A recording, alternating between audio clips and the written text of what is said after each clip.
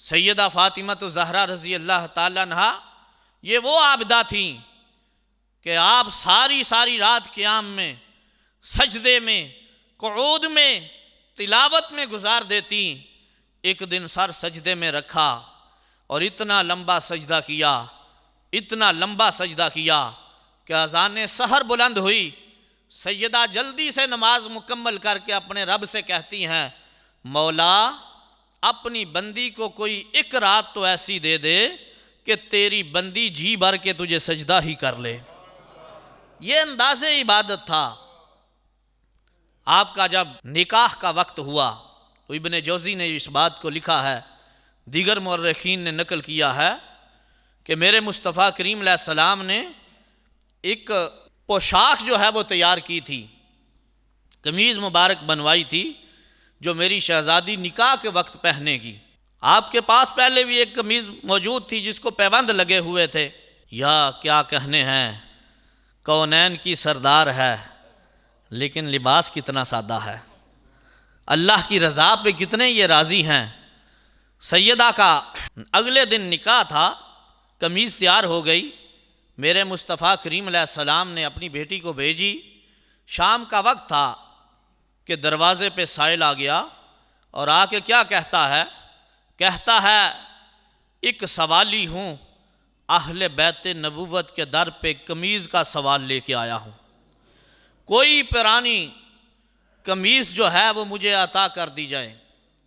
سیدہ نے جب پرانی قمیض کو ہاتھ ڈالا تو ساتھ ہی قرآن کی آیت یاد آ گئی، لن تنالوا البر حتی تنفقوا مما تحبون، چوتھے سپارے کی پہلی آیت ہے۔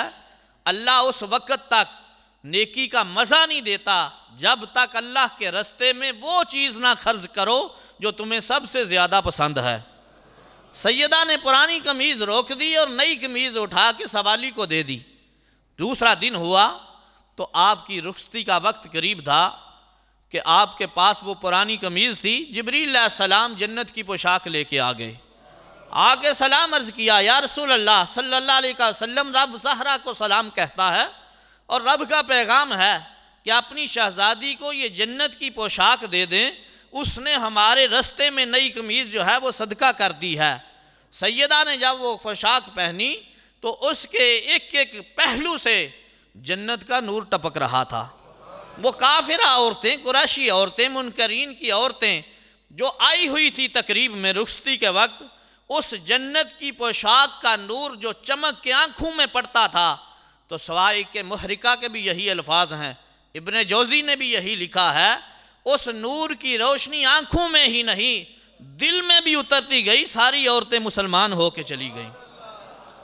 یہ انداز زندگی تھا، یہ طرز زندگی تھا، یہ انداز تھا میرے صاحبو ان کا کہ انہوں نے اپنی ساری زندگی اسلام کے سانچے میں ڈال کے بسر کی۔ سیدہ فاطمہ زہرا رضی اللہ تعالیٰ عنہا، آپ کی زندگی سجدوں سے لبریز ہے، تلاوت سے لبریز ہے، تسبیحات سے لبریز ہے۔ آپ نے اپنی اولاد کو بھی اسی سانچے میں پیش کیا تھا۔